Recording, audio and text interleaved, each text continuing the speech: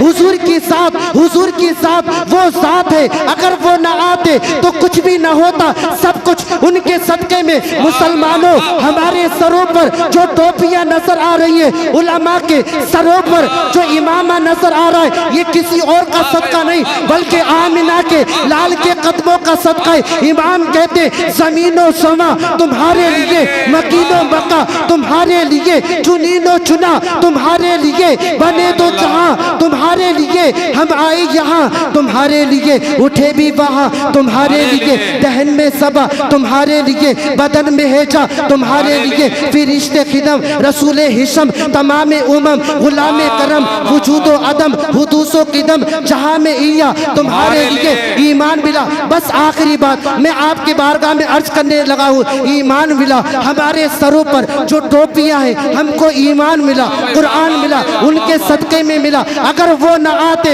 कायनात का जर्रा जर्रा, चप्पा चप्पा, खित्ता खित्ता कुछ भी न होता। वो जो न थे तो कुछ न था, वो जो न हो तो कुछ न हो। जान है वो जहान की, जान है तो जहान है। दुनिया का सबसे पहला इंसान, दुनिया का सबसे पहला बशर, दुनिया का सबसे पहला नबी यानी हजरत आदम अला नबी की ना व अलैहिस्सलातु वस्सलाम को अल्लाह रब्बुल इज्जत ने जब जन्नत से दुनिया में मबऊस फरमाया हुक्म इलाही से, जब हजरत आदम अलैहिस्सलाम दुनिया में तशरीफ लेकर आए, दुनिया में तशरीफ लाने के बाद सारे इंसान जो अब तक हुए और क़यामत तक जितने भी इंसान होंगे वो सब हजरत आदम अलैहिस्सलाम की औलाद हैं।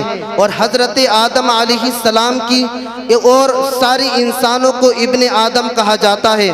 हजरत आदम अलैहिस्सलाम के बाद अल्लाह रब्बुल इज्जत ने 1,24,000 या 2,24,000 अम्बिया और मुरसलीन को मबऊस फरमाया।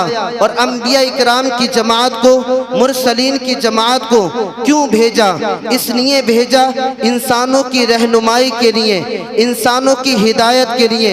अल्लाह रब्बुल इज्जत ने इसलिए भेजा ताकि वो रब की पहचान कराएं, रब की शनाख्त कराएं और रब का पैगाम उसके बंदों तक पहुँचाएं। अल्लाह रब्बुल इज्जत की तरफ लोगों को बुलाएं। अल्लाह रब्बुल इज्जत ने इसी तरीके से 1,24,000 2,24,000 कमोबेश अम्बिया और मुरसलीन को मबऊस फरमाया। और उनमें अल्लाह रब्बुल इज्जत ने 313 या 315 रसूलों को मबऊस फरमाया।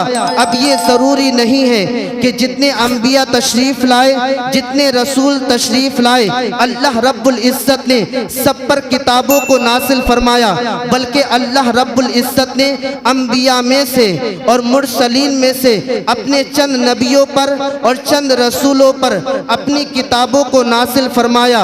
अल्लाह रब्बुल इज्जत ने जो आसमानी किताबें हैं वो अम्बिया की जमात पर नासिल फरमाई। और अल्लाह रब्बुल इज्जत की आसमानी किताबों की तादाद कितनी है? अल्लाह रब्बुल इज्जत ने 100 सहीफों को नासिल फरमाया।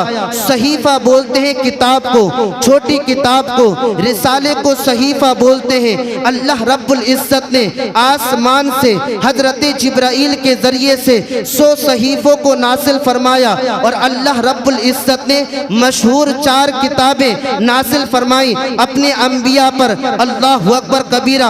आप जानते हैं 100 सहीफे अल्लाह रब्बुल इज्जत ने किस किस नबी पर नासिल फरमाए? तो मैं आपकी बारगाह में अर्ज करूं, तवज्जो के साथ सुनना। अल्लाह रब्बुल इज्जत ने 10 सहीफे हजरत आदम अलैहिस्सलाम पर नासिल फरमाए और 50 सहीफे अल्लाह रब्बुल इज्जत ने हजरत शीस अलैहिस्सलाम पर नासिल फरमाए और 30 सहीफे अल्लाह रब्बुल इज्जत ने हजरत इदरीस अलैहिस्सलाम पर नासिल फरमाए और 10 सहीफे अल्लाह रब्बुल इज्जत ने हजरत इब्राहीम अलैहिस्सलाम पर नासिल फरमाए। और मशहूर जो आसमानी किताबें 4 हैं, नंबर 1 तौरेत है। तौरेत को अल्लाह रब्बुल इज्जत ने हजरत मूसा पर नासिल फरमाया।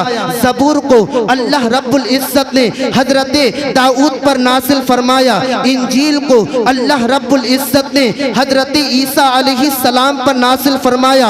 और अल्लाह रब्बुल इज्जत की सबसे आखिरी किताब, सबसे अफजल किताब, सबसे आला किताब, सबसे बुलंदो बाला किताब, वो किताब जिसको हम कुरान मजीद कहते हैं। कुरान मजीद को अल्लाह रब्बुल इज्जत ने किसी और नबी पर नासिल नहीं फरमाया, बल्कि हम सब के आका ओ मौला मुस्तफ़ा जाने रहमत, शमे बस्मे हिदायत, नौशए बस्मे जन्नत, हुजूर अकरम नूरे मुजस्सम हुजूर अलैहिस्सलातु वस्सलाम को कुरान, हुजूर अलैहिस्सलातु वस्सलाम पर अल्लाह रब्बुल इज्जत ने कुरान मुक़द्दस को नासिल फरमाया। और आका अलैहिस्सलातु वस्सलाम ही हम सब के आखिरी नबी हैं। आपके बाद कोई नबी तशरीफ नहीं ला सकता है। और आप पर नासिल होने वाली किताब यानी कुरान मुक़द्दस भी अल्लाह रब्बुल इज्जत की आखिरी किताब है। कुरान के बाद अब कोई आसमानी किताब इस दुनिया में नासिल नहीं हो सकती है। आप जानते हैं जब कुरान मुक़द्दस को अल्लाह रब्बुल इज्जत ने हुजूर पर नासिल फरमाया तो कितने बरस में नासिल फरमाया, कितने दिनों में नासिल फरमाया। उलमा फरमाते हैं अल्लाह रब्बुल इज्जत ने कुरान मुक़द्दस को लोहे महफूज से आसमाने दुनिया पर एक रात में नासिल फरमाया। उस रात को शबे कद्र कहा जाता है जो रमजानुल मुबारक में वाक़े होती है। लेकिन अल्लाह रब्बुल इज्जत ने आसमाने दुनिया से आका अलैहिस्सलातु वस्सलाम पर जो कुरान मुक़द्दस नासिल फरमाया वो 23 ईयर्स में 23 साल की मुद्दतों में नासिल फरमाया। आका अलैहिस्सलातु वस्सलाम पर कुरान मुक़द्दस को अल्लाह रब्बुल इज्जत ने 23 बरस में नासिल फरमाया। मैं यहाँ पर ये बात अर्ज करने लगा हूँ, जैसे जैसे ज़रूरत पड़ती रही अल्लाह रब्बुल इज्जत अपना पैगाम अपने महबूब तक हजरत जिब्राइल के ज़रिए से पहुँचाता रहा। जैसे जैसे ज़रूरत पड़ती रही हजरत मूसा अलैहिस्सलाम को जब तौरात अता की तो अल्लाह रब्बुल इज्जत ने कोहे तूर पर बुलाकर उनके तौरात अता की। लेकिन आका की शान ये है अल्लाह रब्बुल इज्जत ने जब कुरान मुक़द्दस को नासिल फरमाया तो एक जगह पर नासिल नहीं फरमाया, बल्कि अगर आका मक्कतुल मुकर्रमा में मौजूद है तो अल्लाह रब्बुल इज्जत अपना पैगाम वहीं पर पहुंचा रहा है। अगर हुजूर अलैहिस्सलातु वस्सलाम मदीनतुल मुनव्वरा में है तो अल्लाह रब्बुल इज्जत अपना पैगाम हजरत जिब्राइल के ज़रिए से वहीं पर पहुंचा रहा है। हुजूर अगर जंगे बद्र में है, जंगे ओहद में है, जंगे खंदक में है तो हजरत जिब्राइल अल्लाह रब्बुल इज्जत का पैगाम हुजूर की बारगाह तक लेकर जा रहे हैं। हद तो ये है अगर आका अलैहिस्सलातु वस्सलाम बिस्तरे आयशा पर आराम कर रहे हैं तो अल्लाह रब्बुल इज्जत वहीं पर अपना हुक्म नासिल फरमा रहा है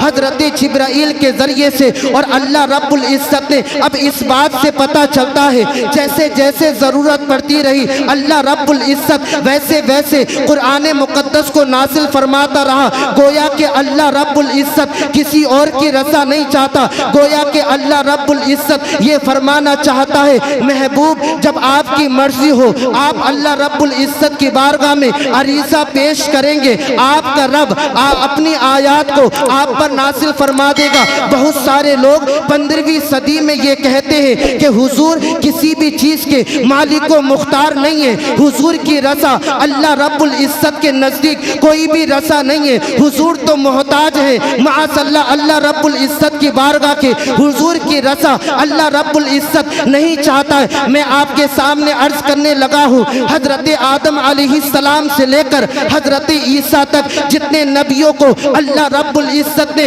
मबऊस फरमाया वो हजरत आदम की ज़ात हो, हजरत नूह की ज़ात हो, हजरत मूसा की ज़ात हो, हजरत इब्राहीम की ज़ात हो, हजरत ज़करिया की ज़ात हो, हजरत यहया की ज़ात हो, हर नबी अल्लाह रब्बुल इज्जत की रज़ा चाहता है, हर नबी अल्लाह रब्बुल इज्जत की खुशनुदी को चाहता है, हर नबी अल्लाह रब्बुल इज्जत की रज़ा को चाहता है। लेकिन अल्लाह रब्बुल इज्जत इस कायनात के पर्दे पर अगर किसी की रज़ा को चाहता है तो वो कोई और नहीं बल्कि वही तो शम्सुद्दुहा है, बद्रुद्दुजा है, नूरुल हुदा है, खैरुल वरा है और मेरा इमाम इश्क़ व मोहब्बत मुजद्दिदे दीनो मिल्लत अशा इमाम अहमद रज़ा खान फासिले बरेलवी फरमाते हैं खुदा की रज़ा चाहते हैं तो आलम खुदा चाहता है रज़ाए मोहम्मद। सुभान अल्लाह, नारे तकबीर। नारे रिसालत, जश्न गौसे आज़म, मसलके आला हज़रत। सुभान अल्लाह वाह। अल्लाह रब्बुल इज़्ज़त 23 बरस में नासिल फरमाकर अपने बंदों को ये बतलाना चाह रहा है, ऐ मेरे बंदो, मेरा एक महबूब है, मैं उसकी रज़ा चाहता हूँ। यही वजह है अल्लाह अकबर कबीरा। हुजूर अगर नमाज में है, हुजूर की चाहत है, हुजूर की ख्वाहिश होती है और हुजूर की तमन्ना होती है कि बैतुल मुक़द्दस से मस्जिद हराम क़िबला हो जाए, तो अल्लाह रब्बुल इज़्ज़त नमाज की हालत में बैतुल मुक़द्दस से मस्जिद हराम को किबला बना देता है। हुजूर ने चाहा फरिश्तों को देखकर कि अल्लाह रब्बुल इज़्ज़त मेरी उम्मत पर नमाज को फ़र्ज फरमा दे, ऐसी इबादत को फ़र्ज फरमा दे जिसमें मलाइका की सारी इबादतें शामिल हो जाए। अल्लाह रब्बुल इज़्ज़त अपने महबूब की चाहत को देखते हुए, अपने महबूब की रज़ा को देखते हुए अल्लाह रब्बुल इज़्ज़त नमाज को फ़र्ज फरमा देता है। और बहुत सारे लोग क्या कहते हैं, हुजूर की रज़ा कोई रज़ा नहीं है। ऐसा नहीं है, बल्कि वो मालिक कौनैन है, वो अल्लाह रब्बुल इज़्ज़त के महबूब हैं। और मैं आपके सामने अर्ज़ करूं, कुरान मुक़द्दस 23 बरस में नासिल किया गया आका अलैहिस्सलातु वस्सलाम पर।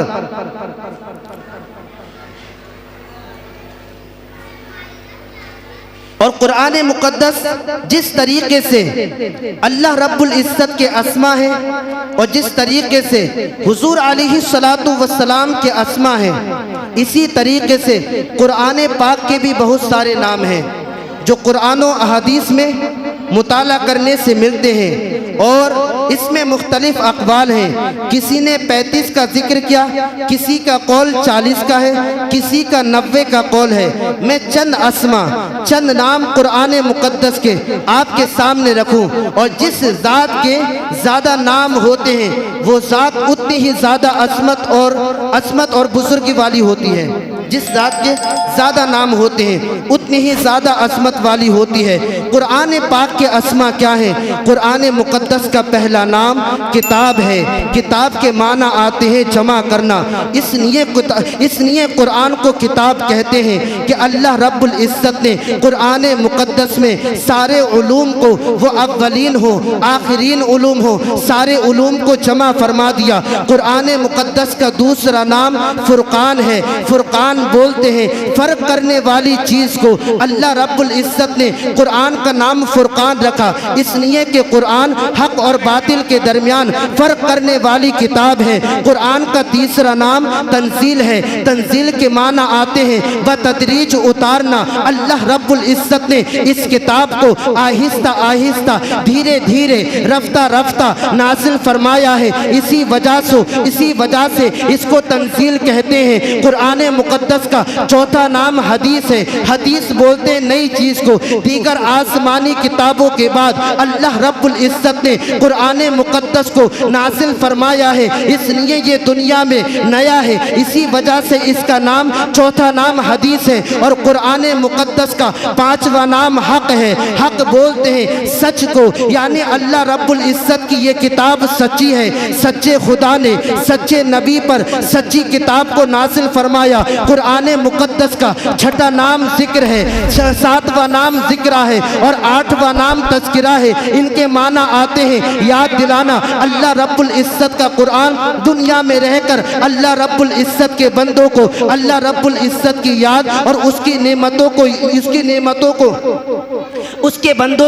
बंदों को याद दिलाता है। और कुरान मुक़द्दस का आठवां नाम हुक्म है, 10वां नाम हुक्म है, 9वां नाम हकीम है और 10वां नाम मुहकम है और 11वां नाम हिकमत है। इसके माना आते हैं मजबूत, यानी कुरान मुक़द्दस ऐसी मजबूत किताब है कि उसमें कोई भी इंसान चेंज नहीं कर सकता, उसमें तब्दीली नहीं कर सकता, उसको बदल नहीं सकता। कुरान मुक़द्दस का 12वां नाम शिफा है। शिफा इस वजह से है इसलिए कि कुरान मुकद्दस में बातिनी अमराज हो, ज़ाहिरी अमराज हो, सारे मर्ज़ों को शिफा मिलती है। और कुरान मुकद्दस का 13वां नाम, कुरान मुकद्दस का 13वां नाम मुबारक है। मुबारक बोलते हैं बरकत वाली चीज़ को, यानी कुरान मुकद्दस पढ़ने से, कुरान मुकद्दस पढ़ने से पढ़ने वाले के ईमान में बरकत होती है, अमल में बरकत होती है, उसके चेहरे के नूर में बरकत होती है। और कुरान मुकद्दस का 14वां नाम कुरान है। कुरान क्यों कहते हैं? कुरान इस वजह से कहते हैं क्योंकि ये बार बार पढ़ा जाता है,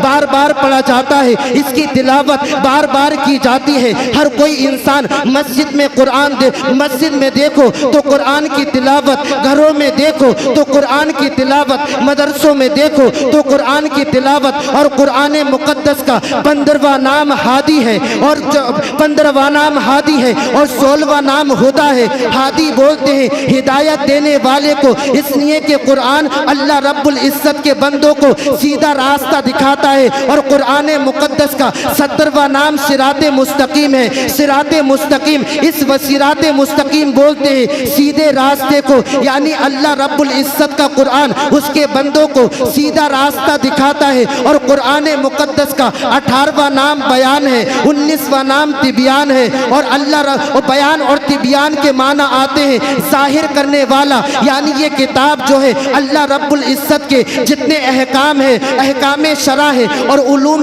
गैबिया है, वो हुजूर पर कुरान मुकद्दस जाहिर करता है। और कुरान मुकद्दस का 20वां या 21वां नाम कय्यम है। कय्यम किसको बोलते हैं? कय्यम बोलते हैं कायम रहने वाली किताब को, यानी कुरान मुकद्दस कयामत तक कायम रहेगा, कयामत तक बाकी रहेगा। ना कुरान को कोई मिटा सकता है, कुरान भी बाकी रहेगा। कुरान के जरिए से इस्लाम भी बाकी रहेगा, दीन मुस्तफ़ा भी बाकी रहेगा। अब पता चला लोगों ने बहुत कोशिश की कि इस्लाम को मिटा दिया जाए, कुरान को मिटा दिया जाए, कुरान के अंदर चेंजिंग कर दी जाए, कुरान के अंदर तब्दीली कर दी जाए, कुरान को बदल दिया जाए। उनको पता नहीं कुरान का एक नाम कय्यम है। कय्यम का माना आता है जो कायम रहने वाली चीज हो। कुरान को कय्यम इस वजह से बोलते हैं ये कयामत तक बाकी रहेगा, कयामत तक कायम रहेगा, इसकी तिलावत कयामत तक होती रहेगी, इसके जरिए से इस्लाम भी बाकी रहेगा। न इस्लाम को कोई मिटा सकता है, न कुरान को कोई मिटा सकता है, बल्कि इस्लाम को मिटाने वाला खुद मिट गया, कुरान को मिटाने वाले खुद मिट गए। कुरान आज भी मौजूद है, इस्लाम आज भी मौजूद है, दीन मुस्तफ़ा आज भी मौजूद है। इसलिए तो किसी ने क्या खूब कहा है, ना घबराओ मुसलमानों, खुदा की शान बाकी है, अभी इस्लाम जिंदा है, अभी कुरान बाकी है। ये काफिर क्या समझते हैं जो अपने दिलों में हंसते हैं, अभी तो करबला का आखिरी मैदान बाकी है। सुभान अल्लाह, नारे तकबीर, नारे रिसालत, जश्ने गौसे आज़म, मसलके आला हज़रत, अज़मते कुराने करीम, नारे तकबीर, नारे रिसालत। सुभान अल्लाह, माशाअल्लाह। कुरान को कोई मिटा नहीं सकता, कुरान आज भी बाकी है। और ऐसा बाकी है, ऐसा मौजूद है, लोहे महफूज पर जैसा मकतूब है हमारे दरमियान वैसा ही महफूज है। लोहे महफूज पर जैसा, लोह पर जैसा मकतूब है वैसा हमारे दरमियान मौजूद है। और ऐसा मौजूद है कि प्रोग्राम के एंड में आप देखेंगे कुरान पढ़ने वाले बच्चों को इनाम से नवाजा जाएगा, और इनाम से नवाज कर लोगों को ये पैगाम दिया जाएगा जो कुरान पढ़ता है उसको इनाम दिया जाता है, जो कुरान पढ़ता है उसको इज्जत की नज़र से देखा जाता है, जो कुरान पढ़ता है। और आका अलैहिस्सलातु वस्सलाम खुद इरशाद फरमाते हैं खैरुकुम मन तअल्लमल कुराना व अल्लमा, तुम में सबसे बेहतर वो है जो कुरान सीखे और कुरान की तालीम दे, दूसरों तक कुरान की तालीम पहुँचाए। और अल्हम्दुलिल्लाह लदनियों वाली मस्जिद में 1 साल नहीं, 2 साल नहीं, बल्कि 5-6 साल से कुरान की तालीम दी जाती है। असर के बाद, मगरिब के बाद कुरान की तालीम दी जाती है। बहुत सारे ऐसे बच्चे हैं जो कुरान पढ़ चुके हैं यहाँ पर, बहुत सारी ऐसी बच्चियाँ हैं हमारी जो कुरान मुकम्मल कर चुकी हैं। आज आप उन बच्चों को देखोगे जिनको कुरान पढ़ने की वजह से जिनको इनाम दिया जाएगा, और वो हजरत कारी शाहिद रज़ा साहब की मेहनतें हैं, मौलाना उसामा रज़ा साहब की मेहनतें हैं। हजरत, मैं कुरान की बात कर रहा था। कुरान, आप जानते हैं कुरान ऐसा बहरे सखार है कि इसमें जो इंसान जितना ज़्यादा गोता लगाता है उतने ही ज़्यादा मोतियों को निकालता है, उतने ही ज़्यादा इल्म को हासिल करता है। कुरान करीम में किस चीज़ का इल्म नहीं है, हर चीज़ का इल्म कुरान मुक़द्दस में मौजूद है। मैं आपके सामने मुख्तसर आयात पढ़कर कुरान मुक़द्दस के उलूम को बयान करूँ, मुख्तसर बयान करूँगा, मुख्तसर आपके सामने अर्ज करूँगा। आप जानते हैं कुरान मुक़द्दस में, तवज्जो के साथ बच्चे सब खामोश हो जाएं। आप जानते हैं कुरान मुक़द्दस में एस्ट्रोनॉमी का इल्म मौजूद है, जिसको इल्म फलकियात कहा जाता है। कायनात का इल्म मौजूद है, आसमान का इल्म मौजूद है। इल्म फलकियात के, एस्ट्रोनॉमी के माहिरीन और साइंसदान ये कहते हैं, साइंसदानों की बहुत बड़ी जमात है। उन जमात में एक साइंसदान जिसका नाम स्टीफन हॉकिंग है, उसका कहना यह है, उसकी थ्योरी ये है, साइंसदान का नज़रिया ये है, उसने ये नज़रिया पेश किया 1925 में। ये नज़रिया पेश किया है कि आसमान जो है, गैलेक्सी जो है, कायनात जो है बढ़ती जा रही है। वुसअते कायनात का वो नज़रिया पेश करता है कि आसमान हो यानी कायनात जो है फैलती जा रही है। मैं आपके सामने अर्ज करूं, साइंसदान ने और साइंस ने अपनी थ्योरी के ज़रिए से, अपनी रिसर्च के ज़रिए से आज ये बताया है कि कायनात फैल रही है। मेरा रब आज से पहले 1400 बरस पहले कुरान मुक़द्दस में नासिल कर चुका है। वस्समाअ बनैनाहा बिअयदिन व इन्ना लमूसिऊन। अल्लाह रब्बुल इज़्ज़त इरशाद फरमाता है, आसमान को हमने अपने दस्ते कुदरत से पैदा फरमाया है, आसमान को हमने अपने दस्ते कुदरत से पैदा फरमाया है और क़यामत तक हम इसको फैलाते रहेंगे। दूसरा इल्म कुरान मुक़द्दस में एस्ट्रोलॉजी का कहा जाता है, जिसको इल्मे नुजूम भी बोलते हैं। एस्ट्रोलॉजी के माहिरीन साइंसदान ये कहते हैं, अल्लाहु अकबर कबीरा, उनका ये नज़रिया है, साइंस की ये थ्योरी है। 1800 में एक साइंसदान ने ये रिसर्च की, ये तहकीक की कि आसमान में एक ऐसी जगह है जिसको वो अपनी ज़बान में ब्लैक होल बोलते हैं। अल्लाहु अकबर कबीरा, उनका ये नज़रिया है कि आसमान के जो सितारे हैं उस जगह पर जाकर डूब जाते हैं और डूबकर सारे ख़त्म हो जाते हैं, मुरझा जाते हैं, जिसको सिया शिगाब भी कहा जाता है। ब्लैक होल का नज़रिया वो साइंसदान रखता है। आप जानते हैं इसी का तज़किरा अल्लाह रब्बुल इज़्ज़त इस कुरान मुक़द्दस में आज से 1400 बरस पहले नाजिल कर चुका है। अल्लाह रब्बुल इज़्ज़त इरशाद फरमाता है, फला उक़सिमु बिमवाक़िइन नुजूम, मुझको कसम है उन जगहों की जिस जगह सितारे डूब जाते हैं, जिस जगह कहकशाएं डूब जाती हैं, जिस जगह सितारे डूबकर ख़त्म हो जाते हैं। चौथा इल्म, तीसरा इल्म कुरान मुक़द्दस में जिसको बोटानी कहा जाता है, यानी इल्म नबातात कहा जाता है, पेड़ पौधों का इल्म कुरान मुक़द्दस में मौजूद है। आज से पहले लोगों को ये मालूम नहीं था कि पेड़ों में भी, दरख्तों में भी मेल और फीमेल होते हैं। लेकिन अल्लाह रब्बुल इज़्ज़त ने साइंस ने रिसर्च की, साइंस ने ये तहकीक की, साइंस ने ये रिसर्च की, साइंस ने ये तहकीक की कि पेड़ और पौधों में, दरख्तों में भी मेल और फीमेल होते हैं। इसी नज़रिए को साइंस ने तो आज तहकीक की है, साइंस ने अपनी थ्योरी को आज पेश किया है। लेकिन मेरा रब आज से 1400 बरस पहले कुरान मुक़द्दस में नाजिल कर चुका है। अल्लाह फरमाता है, सुब्हानल्लज़ी खलक़ल अज़वाजा कुल्लहा मिम्मा तुंबितुल अर्द। अल्लाह रब्बुल इज़्ज़त इरशाद फरमाता है, पाक है वो ज़ात जिसने पाक है वो ज़ात जिसने पेड़ पौधों को पैदा किया। और अल्लाह फरमाता है, मैं आयत करीमा का मफ़हूम आपके सामने अर्ज करने लगा हूँ। अल्लाह फरमाता है, अल्लाह रब्बुल इज़्ज़त ने मुख्तलिफ अक़साम में, हर जोड़े में, तमाम दरख्तों में जोड़े पैदा किए हैं। दूसरे मकाम पर अल्लाह रब्बुल इज़्ज़त इरशाद फरमाता है, वमिन कुल्लि समराती जाला फ़ीहा ज़ौजैन इस्नैन। अल्लाह रब्बुल इज़्ज़त ने फलों के अंदर मेल और फीमेल खेल की सलाहियत को रखा है। ये कुरान मुक़द्दस है जो साइंस ने आज तहकीक की है, लेकिन कुरान मुक़द्दस 1400 बरस पहले इसको बता रहा है। और मैं आपके सामने अर्ज करूं, कुरान मुक़द्दस में क्या नहीं है? इल्म फलकियात हो, इल्म अर्दियात हो, इल्म आबियात हो, साइंस हो, फिजिक्स हो, केमिस्ट्री हो, बायोलॉजी हो, हाइड्रोलॉजी हो, इम्बरालॉजी का इल्म हो, हर चीज़ कुरान मुक़द्दस में मौजूद है। अब अपने जहनों को करीब करना, कुरान मुक़द्दस किसकी किताब है? आप सब कहोगे कुरान मुक़द्दस अल्लाह रब्बुल इज़्ज़त की किताब है। जब अल्लाह रब्बुल इज़्ज़त की किताब है, अल्लाह रब्बुल इज़्ज़त ने इस किताब को किस नबी पर नासिल फरमाया? आप कहोगे हम सबके आका व मौला हुजूर अलैहिस्सलाम पर अल्लाह रब्बुल इज़्ज़त ने किताब को नासिल फरमाया। अब कहना पड़ेगा जब हुजूर पर कुरान मुक़द्दस को नासिल फरमाया तो हुजूर के पास हर चीज़ का इल्म है। वो इल्म फलकियात हो, इल्म अर्दियात हो, इल्म आबियात हो, ज़मीन का इल्म हो, आसमान का इल्म हो,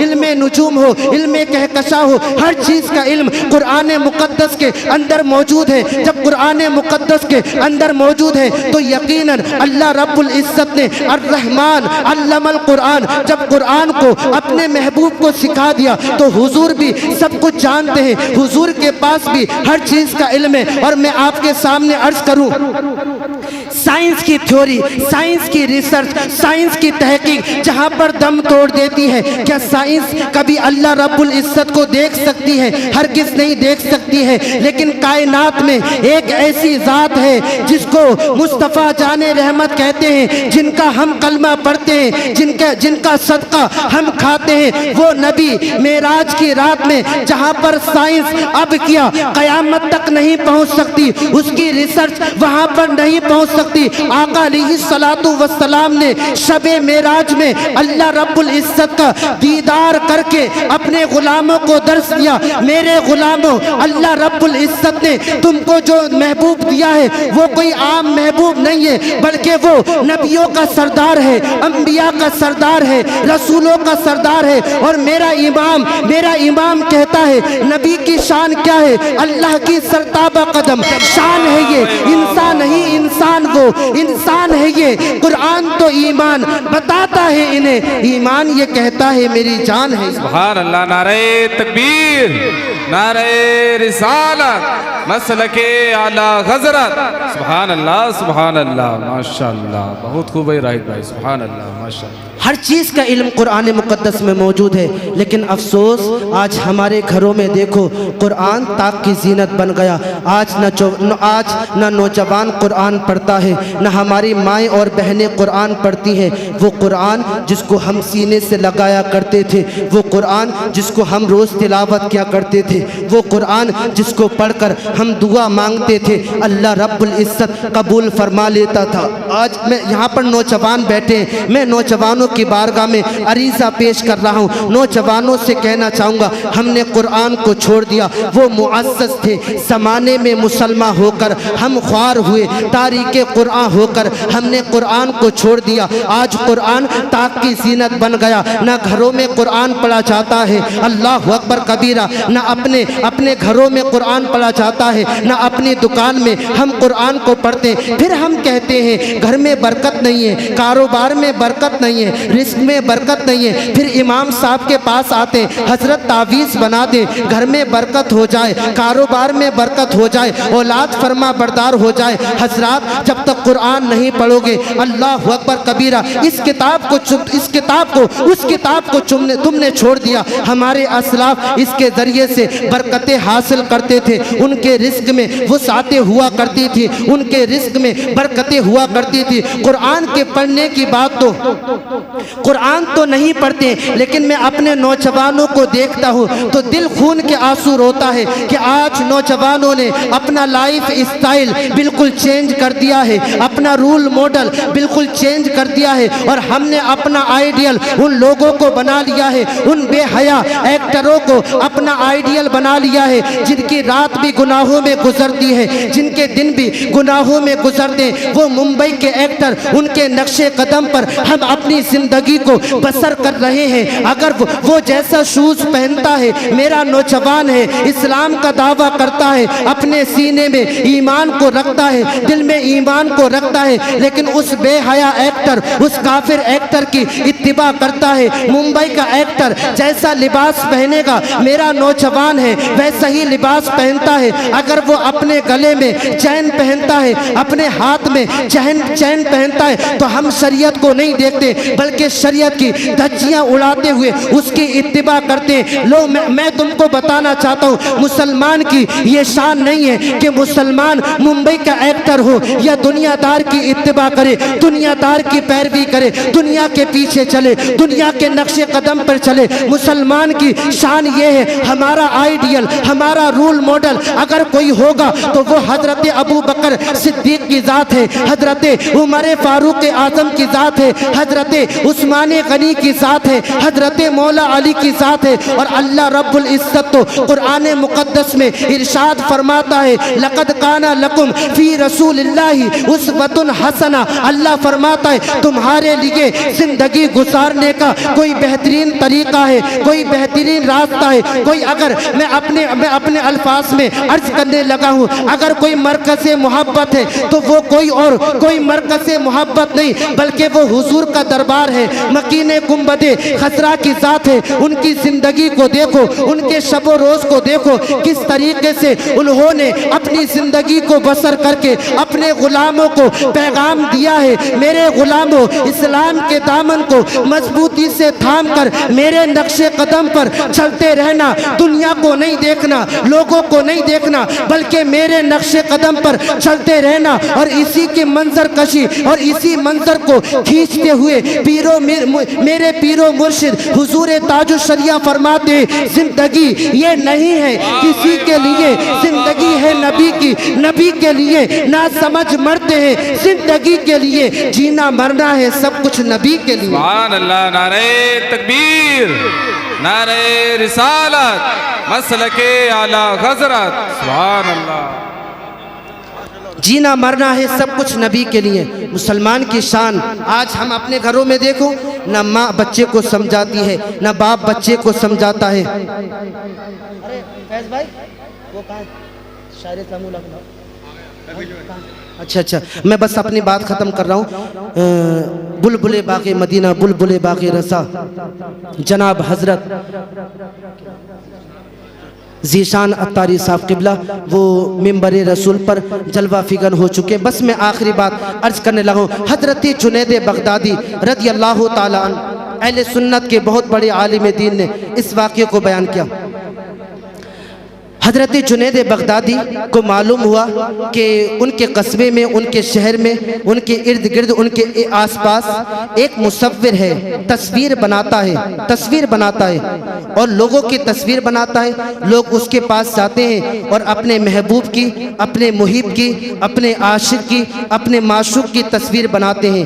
हज़रत जुनैद बगदादी को जैसे ही पता चलता है, तवज्जो के साथ सुनना, तो हज़रत जुनैद बगदादी उस मुसव्विर के पास जाते हैं और जाकर कहते हैं, मैंने सुना है तू तस्वीर बनाता है, मैं भी किसी का मुहिब हूँ, मेरा भी कोई महबूब है, मैं भी किसी का आशिक हूँ, कोई मेरा माशूक है, यानी वो हुजूर अकरम नूरे मुजस्सम हुजूर सल्लल्लाहु ताला अलैहि वसल्लम का चेहरे मुबारका सीरत की कुतुब में जो हुजूर अलैहि सलातु वस्सलाम के सूरत मुबारका को पेश किया गया है, उसी का मंजर उस मुसव्विर के सामने खींचते हैं और कहते हैं, मैं मदीने के ताजदार का मुहिब हूँ, वो मेरे महबूब हैं, मैं गुलाम हूँ, वो मेरे आका हैं, मैं चाहता हूँ कि तू उनकी तस्वीर बना, उनकी तस्वीर भी बना कर दिखा। लोगों की तस्वीर बनाता है वो मुसव्विर, अपने घर में जाता है, घर में जाने के बाद कुरान लेकर आता है,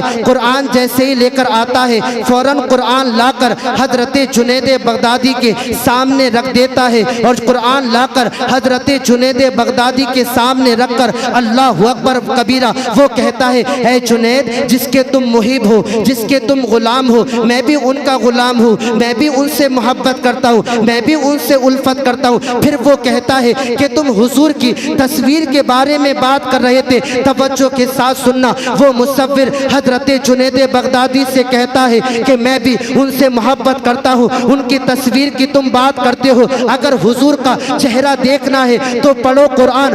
वो कहता है, मुसव्विर कहता है, कुरान को खोलो, अगर तुम हुजूर का चेहरा देखना चाहते हो तो पढ़ो वद्दुहा, अगर हुजूर की जुल्फे अंबरी देखना चाहते हो तो पढ़ो वल्लैली इज़ा सजा, अगर हुजूर की चश्माने मुबारका देखना चाहते हो तो पढ़ो माज़ागल बसरु वमा तगा, अगर तुम हुजूर का सीना-ए मुबारका देखना चाहते हो तो पढ़ो अलम नशरा लका सदरक, अगर तुम हुजूर का दस्ते मुबारक देखना चाहते हो तो पढ़ो वमा रमैता इद रमैता वलाकिन्नल्लाह रमा, अगर तुम हुजूर के कदमों को देखना चाहते हो तो पढ़ो ला उक़सिमु बिहाज़ल बलद, अगर तुम हुजूर के मकाम को देखना चाहते हो तो पढ़ो वमा अरसलनाका इल्ला रहमतल लिल आलमीन, अगर तुम हुजूर की हकीकत को देखना चाहते हो तो पढ़ो क़द जाअकुम मिनल्लाहि नूर, अगर तुम हुजूर का मौजज़ा देखना चाहते हो तो पढ़ो या अय्युहन नास क़द जाअकुम बुरहानुम मिन रब्बिकुम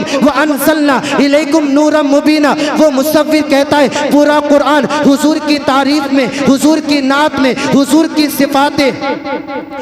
की सिफाते हमीदा में मौजूद है। पूरे कुरान को अल्लाह रब्बुल इज़्ज़त ने हुजूर की ज़ात के लिए, हुजूर की पूरा कुरान अल्लाह रब्बुल इज़्ज़त ने हुजूर पर नाज़िल फरमाया और अल्लाह रब्बुल इज़्ज़त ने उनकी ऐसी नात कही है, उनकी ऐसी तारीफ़ व तौसीफ़ कही है कि अल्लाह रब्बुल इज़्ज़त कहीं तोहा कहता है, कहीं यासीन कहता है, कहीं मुज़्ज़म्मिल कहता है, कहीं मुद्दस्सिर कहता है। इसलिए तो मेरा इमाम इश्क़ व मोहब्बत, मुजद्दिदे दीन व मिल्लत, हक़ानियत की जान, सुन्नियत की शान, इल्म की चट्टान, इमाम अहमद रज़ा खान अलैहि रहमत व रिज़वान, बरेली की धरती से टूटी हुई चटाई से इश्क़ रसूल में झूमकर, कलम को चूमकर इस तरह फरमाते हैं, ऐ नबी के गुलामों, नबी के मानने वालों, नबी का कलमा पढ़ने वालों, नबी से मोहब्बत करने वालों, तुम कुरान को देखो। कुरान उनकी तारीफ में, सारी कायनात उनकी तारीफ कर रही है, सारे अंबिया उनकी तारीफ कर रहे हैं, सारे रसूलों ने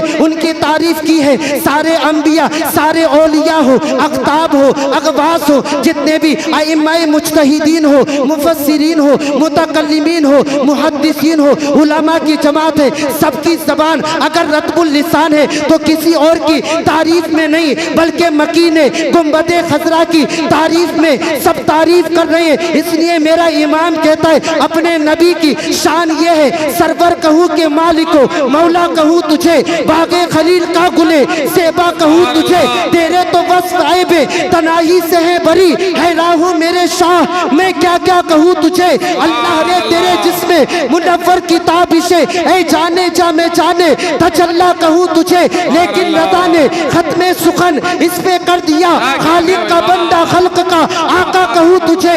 नारे तकबीर या रसूल अल्लाह, बहुत बढ़िया भाई, वाह भाई वाह वाह वाह, सुभान अल्लाह सुभान अल्लाह।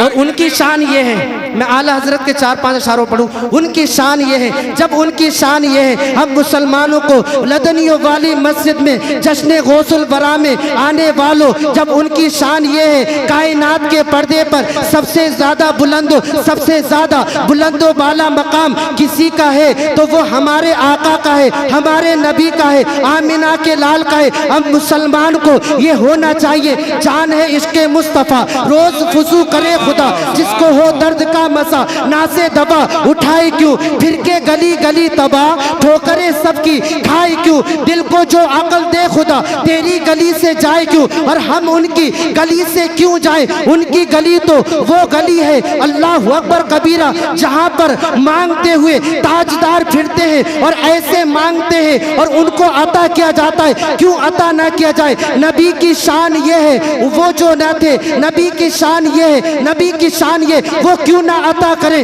वो अपनी कब्र में जिंदा है, तू जिंदा है वल्ला, तू जिंदा है वल्ला। मेरी चश्मे आलम से छुप जाने वाले कौन देता है, देने को मुंह चाहिए, देने वाला है सच्चा हमारा नबी। सुभान अल्लाह, नारे तकबीर, नारे रिसालत, मसलके आला हज़रत। सुभान अल्लाह, सुभान ये कुरान की शान है। ज़ालिकल किताब ला रैब फीही, ये वो किताब है जिसमें कोई शक की गुंजाइश नहीं। कुरान को कोई मिटा नहीं सकता, कुरान को कोई ख़त्म नहीं कर सकता, इसलिए कि अल्लाह फरमाता है इन्ना नहनु नज़्ज़लना ज़िक्रा व इन्ना लहू लहाफ़िज़ून। हमने कुरान को नासिल किया, हम ही इसकी हिफाजत करने वाले हैं। कौले मोहम्मद, कौले खुदा, फरमान न बदला जाएगा, बदलेगा ज़माना लाख मगर कुरान न बदला जाएगा। उलमा की मौजूदगी में मेरे बोलने में जो अगलात वाक़ई हुई हो, मैं तौबा करता हूँ, अस्तग़फिरुल्लाह।